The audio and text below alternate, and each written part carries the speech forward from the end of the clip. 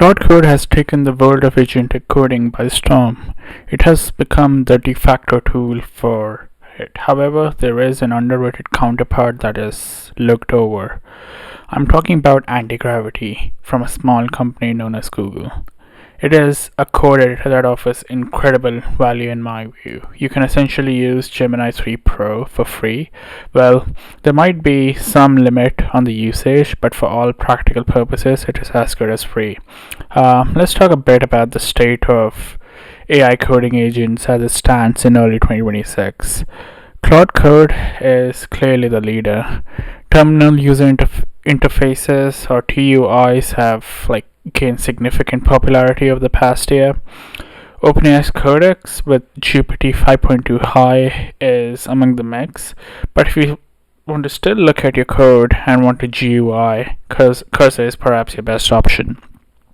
I really like using Cursor with Composer 1. In my experience, I've had to switch to Opus 4.5 or Sonnet 4.5 even only a handful of times. But today we'll test and see if anti-gravity is any good.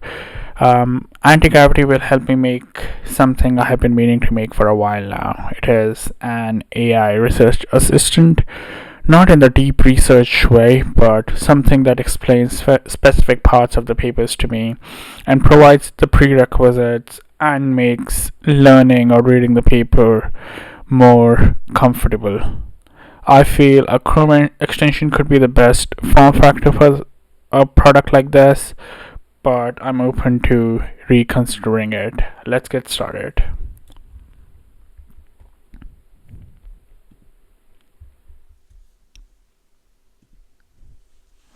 Alright, so I'm in anti-gravity. I will just open a new window. It really looks like we are scared. So let me just create a new folder. I'm gonna call this Research Assistant, and I'll open that folder here. I was making a Flappy Bird game, and the game was immaculate, but there was an issue with the browser, and the game kept crashing even though the graphics were spectacular and the gameplay was also pretty good, other than the fact that it kept crashing. I know Flappy Bird isn't the benchmark in 2026, but it still got the job done in one shot. Alright, I have the terminal open. I have the agent on the right side. I will select planning mode, and I would use the highest possible thinking mode here available here, which is the Gemini 3 Pro High. The idea is to get this done in the shortest amount of time with fewest interruptions from my side or any form of steering other than the initial prompt I'm going to give it. Alright, so let me describe what I'm looking for.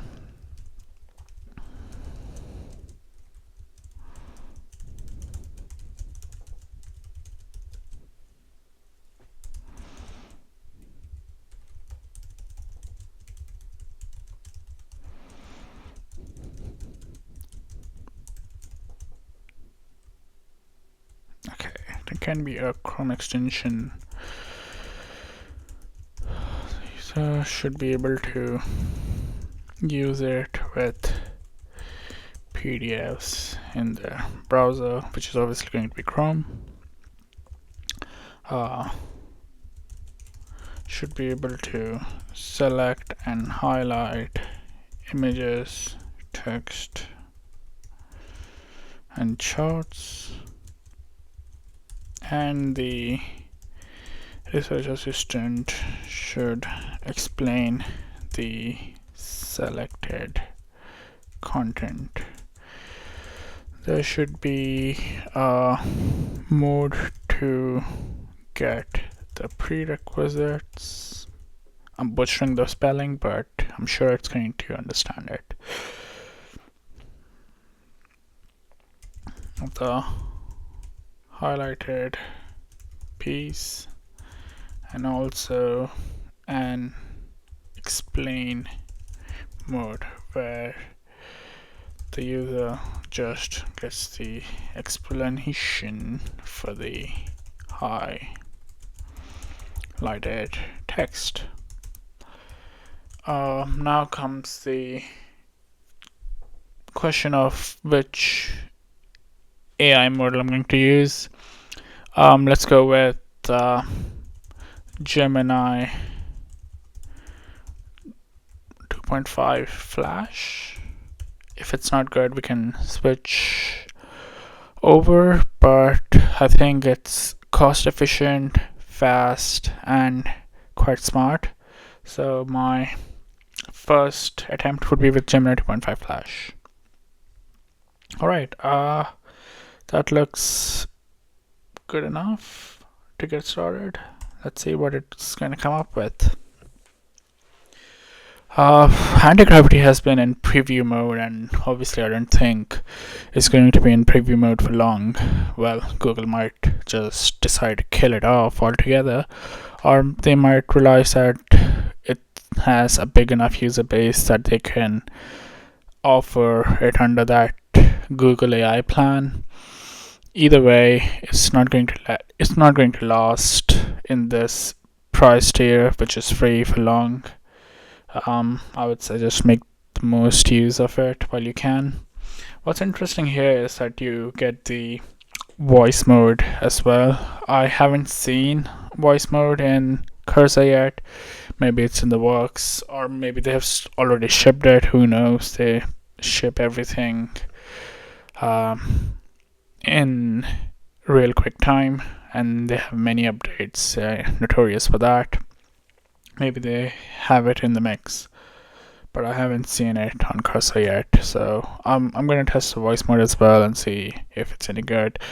I'm guessing it's going to be pretty useful because people like to speak and they can talk at a much faster rate than they can type.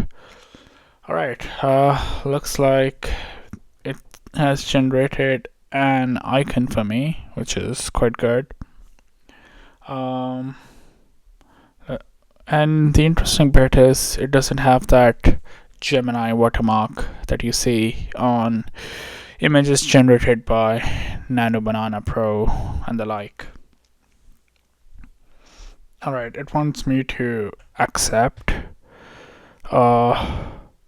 Okay, I think this is just for resizing the icons because Chrome extensions allow you to take 16 by 16, 48 by 48, and 128 by 128 sized images. I'm gonna say accept. I like my AI agents to go rogue, give them complete access to my code base. Obviously, if I don't intend to keep it usable in the long run, otherwise I have to review it. They're still not competent enough to be left unsupervised. You can see the chain of thought focusing on the core. I just hope the UI is good. Well, I don't think this is a very complex project. I intend to make it more complex by having to share the snippets with others, save it to your bookmarks folder or something. Maybe have a standalone website where you could do that. So I probably should have mentioned this in the initial prompt, but I think it's going to be quite clunky if I had done that. So I could ask for a new feature.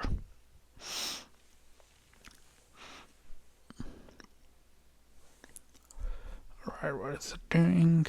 Yeah, it looks like we have content.js. So much code. Code has been commoditized.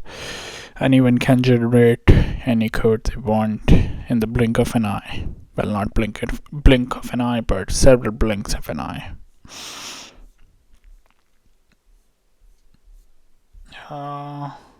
It has Implementing background and content scripts with Gemini integration. Okay.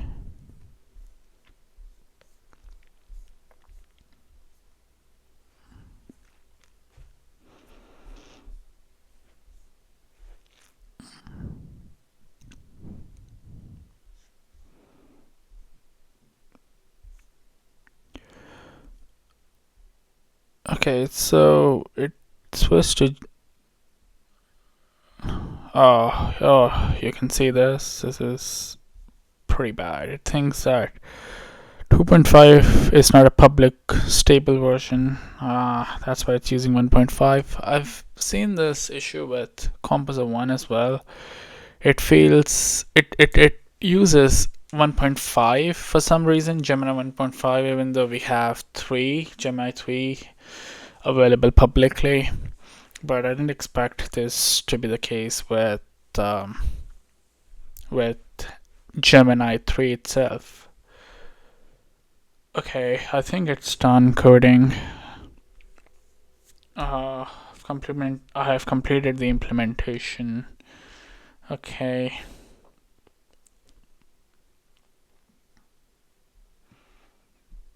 Okay, let's see the walkthrough. Alright, it's the usual stuff.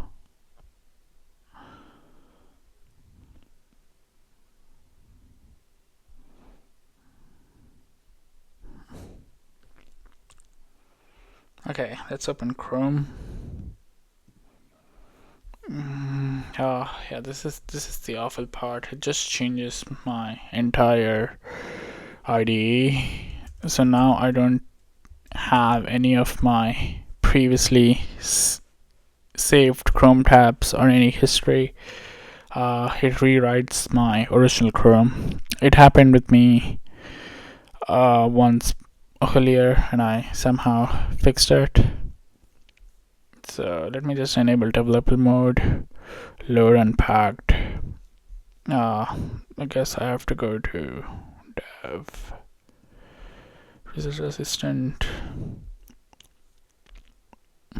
Okay. Strange that it doesn't have the icon that it's set. Alright. Alright. Where do I set my API key?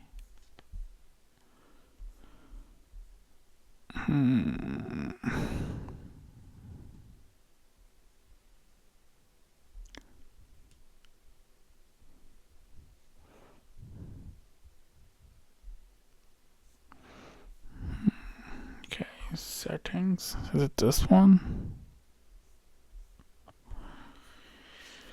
I don't think so.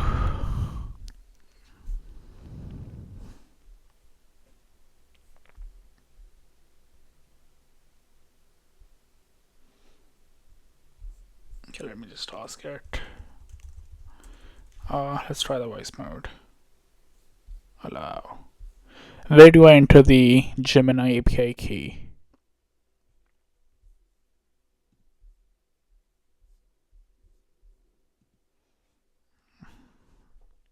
Send.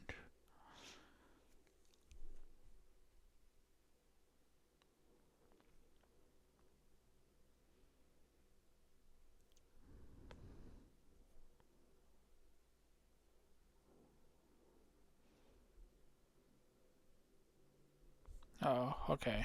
Got it. Let's go to Hugging Face. Okay. Hugging Face. Papers page. We're gonna go to the daily papers page. Let's look at this one. Number 2 paper of the day, be PDF. Alright. I'm gonna pin the agent, the research assistant, Okay. Why can't I use it?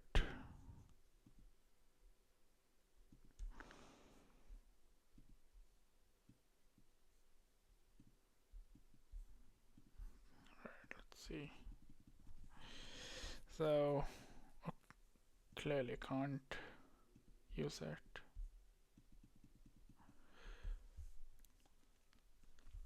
I'm unable to access the extension after unpacking. Let me see if there is any errors here. Console. Think I could see the errors here. I'm gonna click this. Do I see anything? Not quite. Okay. Details.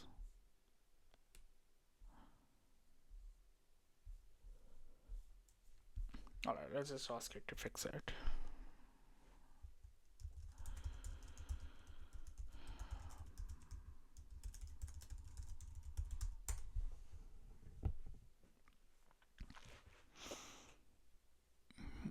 If I had to pinpoint the worst aspect of anti-gravity is the browser, which is quite ironic because Google owns Chrome.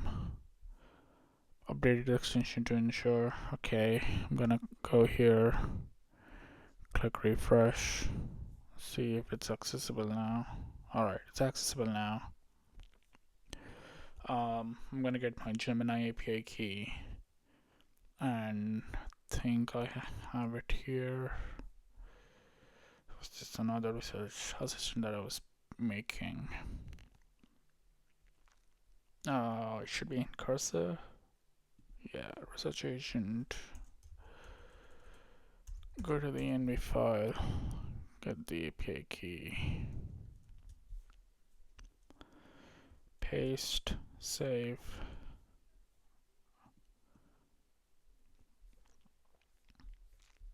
Alright, close the dev tool.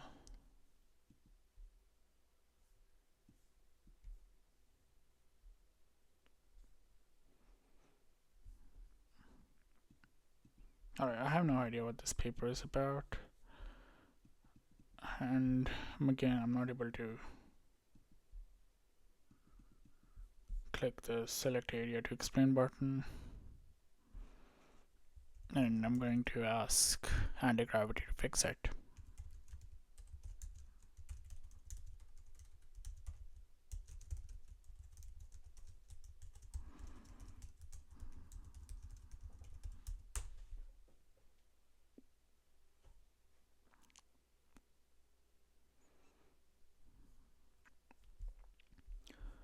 So I would say it's not a good start. I expected more from Gemini 3 Pro, honestly, and given the given the uh, given the task and how easy it is, it should have been able to one-shot at least parts of this. So you can see the errors over here. Anyway, I'll just click refresh. Go here. Nope, still unable to do it.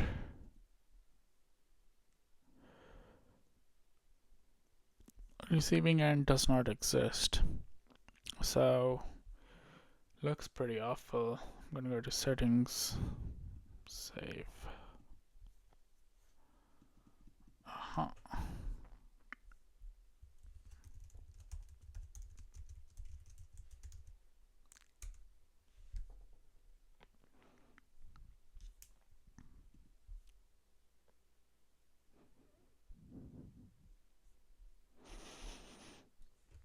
Let me see which model it is using.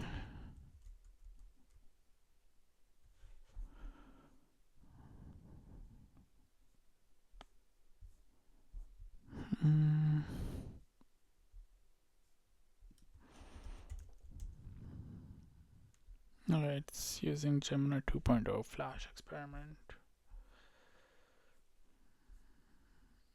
Alright, go here, clear all, back, refresh. Hopefully it works now.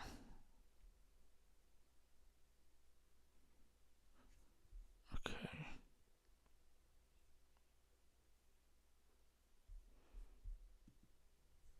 Okay, I'm just gonna take a screenshot of this error and hand it to Gemini to fix it.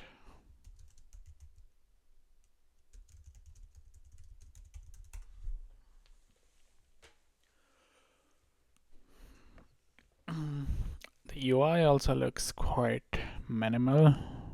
Again, I expected something better. Claude is obviously much better than this, but I'm hopeful that Antigravity is going to come of age at some point.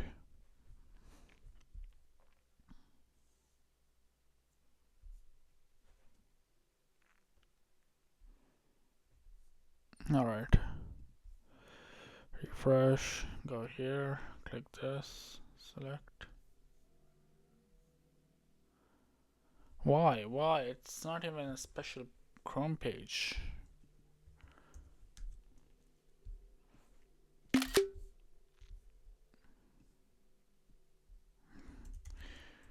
I got this error.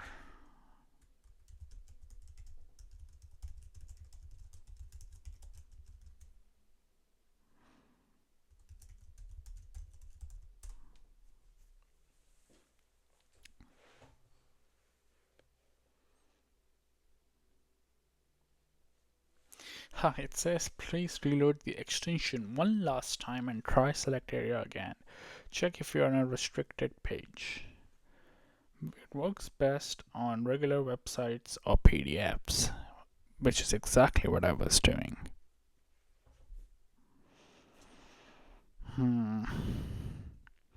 At times I wonder how did we manage to write so much code by hand? Well, I didn't. Not so much, at least, because the onset of LLM coding was upon us by the time I got serious about writing code. I started somewhere in 2017, 18, but I seriously started writing code for a living in 22, and we had the launch of GPT 3.5 in late 22, November 2022, if I'm not mistaken. Alright, looks like it has fixed it. Let's try again. And it works. Finally.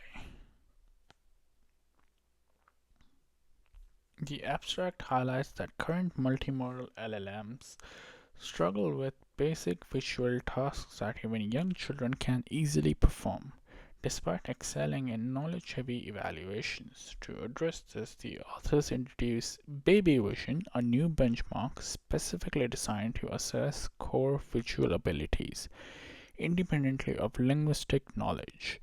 Baby Vision consists of 388 items across 22 subclasses and 4 main categories. Results show that leading MLLMs score significantly below human baselines on this benchmark. The research also explores using generation models for visual reasoning with Baby Vision Gen and provides an automatic evaluation toolkit. The code and benchmark data are available for pre-production. Okay, that looks pretty good, I would say.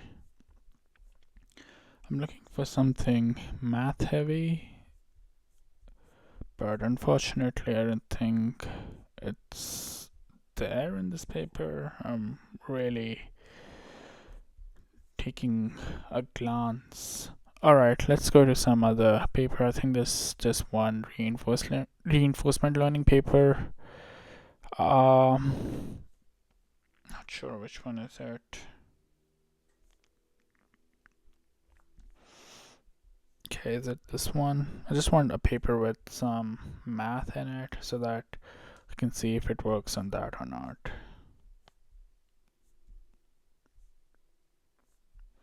Okay, this is quite minimal and trivial. Where are the math heavy papers when you need them?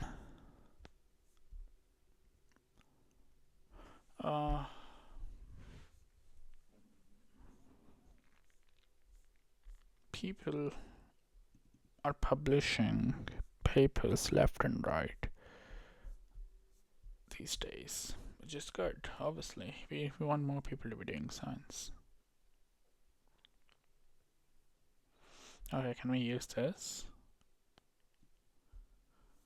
Let's see if he has something better. Nope.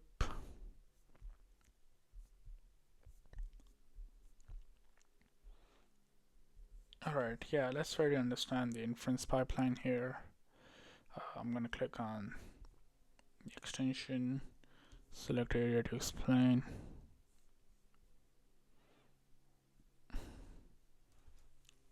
Analyzing. The final answer is obtained when there is only one reasoning trajectory. The parkour. Is it supposed to sound like parkour? I don't think so, but alright. The model takes the problem instance x and the previous method set m r minus 1 as context and genders multiple reasoning trajectories omega subscript r in parallel. Okay, that seems to be reasonable. Oh, nice. So it also explains it also generates the prerequisites tab content in parallel when you select area to explain any piece of content. Each round.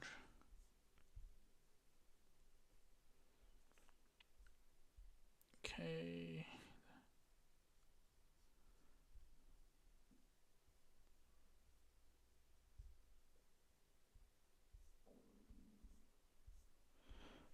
Alright, I think that's a good enough start, and obviously it's not a complete product by any means,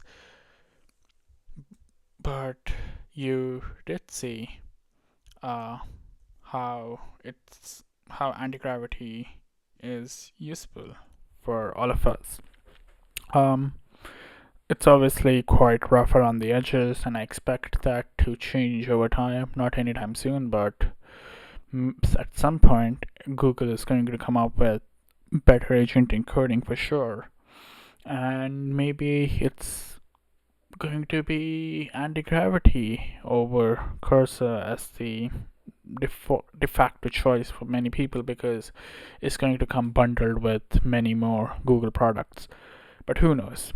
Anyway, thanks for watching, and I would try to make this a polished product with anti-gravity and then publish it to the Chrome web store.